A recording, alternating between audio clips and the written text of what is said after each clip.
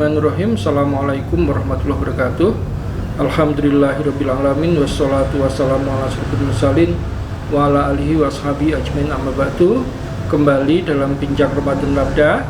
Pada kali ini saya akan membahas tentang perbedaan Al-Quran dengan Bible, karena banyak terjadi perdebatan di kalangan masyarakat mana yang merupakan wahyu Tuhan, apakah Quran atau Bible. Nah, yang pertama di sini saya akan mengambil pendapat dari Robert Fletcher dalam buku Relasi Damai Islam dan Kristen. Dia menyebutkan ada perbedaan utama antara agama Islam dengan Kristen mengenai kitab suci. Yang pertama, kalau dalam agama Islam itu kitab sucinya bersifat monotekstual.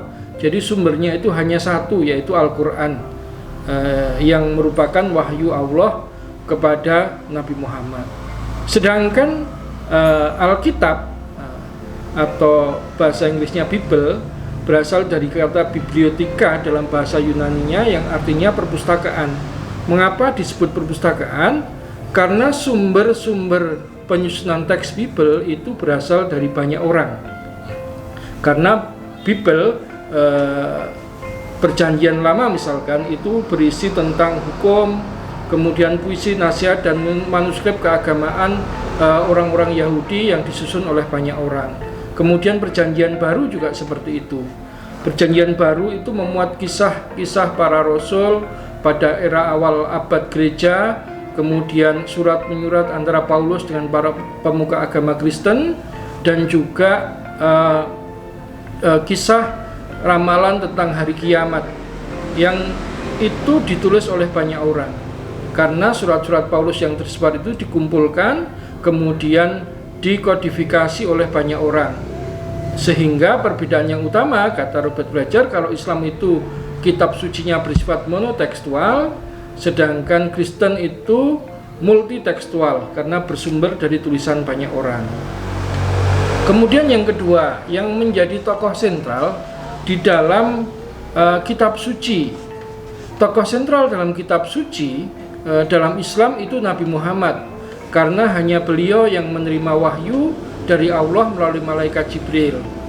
Ya, kemudian beliau mengajarkan Al-Quran kepada para sahabat, membimbing para sahabat untuk menghafal Al-Quran, memerintahkan kepada para petugasnya untuk menulis salinan Al-Quran. Jadi Nabi Muhammad adalah sentral penerima wahyu yang mengajarkan wahyu pada para sahabat. Kemudian yang kedua, tokoh sentral dalam Alkitab Perjanjian Baru adalah Paulus. Paulus ini awalnya bernama Saulus. Awalnya dia adalah seorang Yahudi Farisi yang sangat memusuhi agama Kristen. Tetapi kemudian dalam perjalanan hendak mengepung umat Kristen di Damaskus, dia mendapatkan suatu peristiwa yang menurutnya mukjizat, yaitu adanya sinar yang sangat terang yang membutuhkan matanya. Kemudian pada saat kondisi itu dia mendengarkan pengajaran dari Yesus. Kemudian setelah itu dia menjadi anggota gereja dan akhirnya memimpin misionarisme.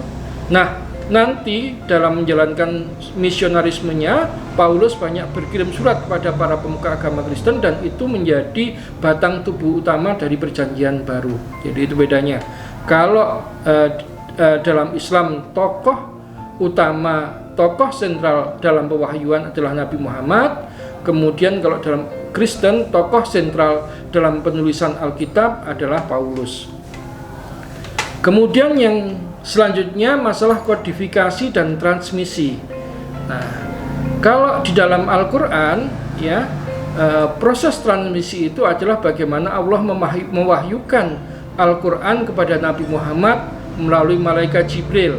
Kemudian di dalam banyak hal sering Nabi Muhammad dan malaikat Jibril ini saling menyimak bacaan Al-Quran, sehingga meskipun keluar dari lisan yang sama, itu ada perbedaan antara Al-Quran dengan hadis. Karena kalau hadis redaksinya itu disusun sendiri oleh Nabi Muhammad, sedangkan Al-Quran itu Nabi Muhammad menerima apa yang diwahyukan oleh Allah pada malaikat Jibril. Kemudian kalau komponen di dalam kitab suci itu ada beberapa. Yang pertama itu Kisah Para Rasul yang berisi tentang sejarah awal terbentuknya kekristenan dan perjuangan bapak-bapak gereja, ya. Kemudian setelah itu ada Kitab Wahyu, ya, yang menjelaskan hal simbolis tentang akhir zaman, ya. Kemudian ada juga epistola atau surat-surat. Ini surat para pemuka gereja kepada para pemuka agama Kristen baru yang menjelaskan tentang kekristenan.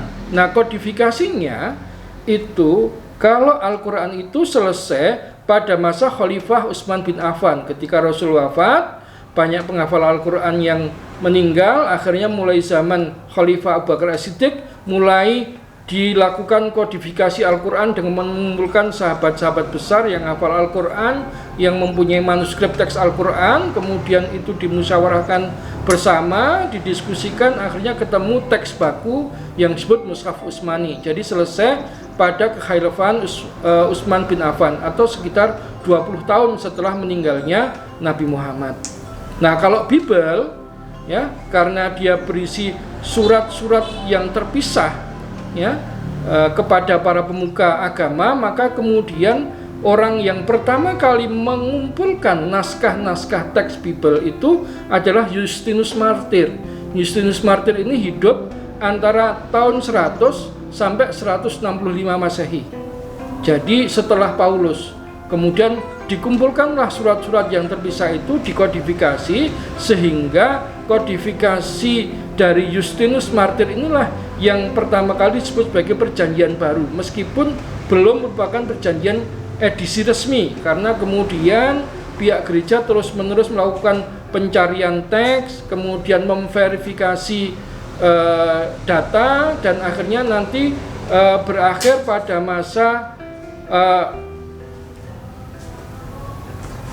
masa King James IV pada abad ke-16. Jadi pada tahun 367 Athanasius itu mengenalkan teks baku yang berisi 27 kitab yang menjadi sumber dari perjanjian baru, ya. Kemudian setelah terus-menerus dilakukan penelitian, maka pada abad ke-16 kemudian disepakati ada 36 sampai 37 kitab yang merupakan sumber perjanjian baru. Kemudian yang perbedaan yang lainnya lagi adalah Al-Quran mempunyai bahasa baku, ya, atau istilahnya Karen Armstrong itu lingua sacra. Jadi ada bahasa agama, bahasa Alkitab, bahasa Al-Quran, ya, yaitu bahasa Arab. Karena sesungguhnya Al-Quran itu diturunkan dalam bahasa Arab yang sangat jelas.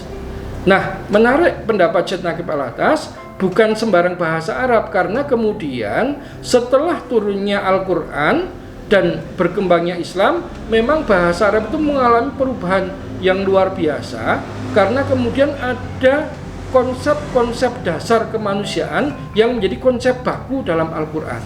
Sehingga kata Syed Naqib Al-Atas, bahasa yang pertama kali mengalami proses islamisasi adalah bahasa Arab. Dari bahasa Arab pra-Islam menjadi bahasa Arab Islam yang mampu menjelaskan konsep-konsep agama. Nah, berbeda dengan Alkitab Perjanjian Baru, dia tidak punya lingua sacra. Kenapa? Karena ada beberapa bahasa dalam Perjanjian Baru. Yang pertama adalah bahasa Ibrani untuk Perjanjian Lama. Perjanjian Lama ada bahasa Ibrani dan bahasa Aram. Bahasa Aram itu bahasa internasional, jadi ada beberapa teks Perjanjian Lama yang menggunakan bahasa Aram. Sedangkan bahasa Perjanjian Baru itu adalah bahasa Yunani Latin, karena Paulus ini merupakan Yahudi Farisi yang dalam kesehariannya dia berbahasa Latin, dan bahasa meskipun dikuasai Romawi pada saat itu bahasa lingua francanya tetap bahasa Yunani. Sehingga teks Perjanjian Baru itu basisnya adalah bahasa Latin dan bahasa Yunani. Sehingga sampai sekarang ini kalau di Indonesia misalkan Bibelnya, Alkitabnya orang Indonesia ya berbahasa Indonesia, Bibelnya orang Inggris ya berbahasa Inggris, Bibelnya orang Belanda ya berbahasa Belanda. Ini berbeda dengan Islam. Al-Qur'annya orang Indonesia ya berbahasa Arab, Al-Qur'annya orang Arab ya berbahasa Arab, Al-Qur'annya orang Belanda ya berbahasa Arab. Kalau ada teks negara masing-masing itu merupakan terjemahan Al-Quran, tetapi tidak bisa disebut sebagai teks Al-Quran.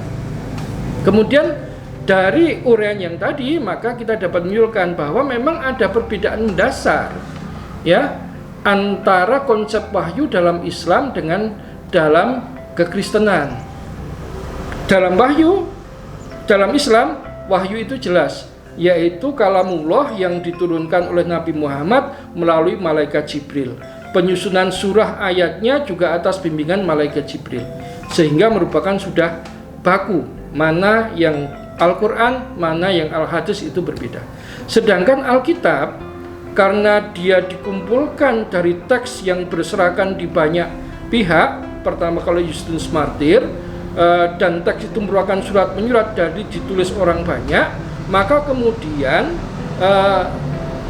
yang disebut wahyu di dalam agama Kristen itu adalah bagaimana para penulis teks itu diyakini dalam menuliskan teksnya itu dibimbing oleh Tuhan.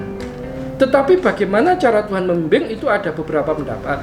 Yang pertama pendapat fundamentalis Kristen yang mengatakan ya penulisnya itu betul-betul bimbingan, jadi teks Alkitab itu teks yang didiktekan oleh Tuhan. Jadi Alkitab adalah firman Tuhan sekaligus sabda Tuhan.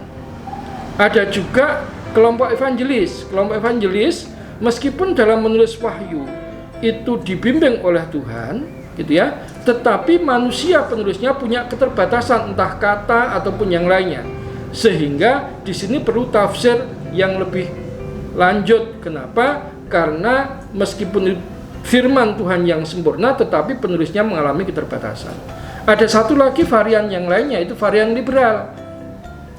Bagaimana varian liberal? Meskipun itu dibimbing oleh ilham, tetapi karena penulisnya orang biasa yang terdiri dari beragam profesi, ada politisi, ada tukang kayu, ada nelayan dan sebagainya, kemudian hidup dalam situasi politik yang berbeda, maka untuk memahami Alkitab itu butuh pemahaman akan konteks, siapa penulisnya, zamannya seperti apa, dan kemudian penafsiran sekarangnya harus bagaimana. Itu kemudian menjadi pintu masuk bagi hermeneutika sebagai penafsir sebagai salah satu metode penafsiran Alkitab. Jadi itu bedanya antara Al-Quran dengan Alkitab.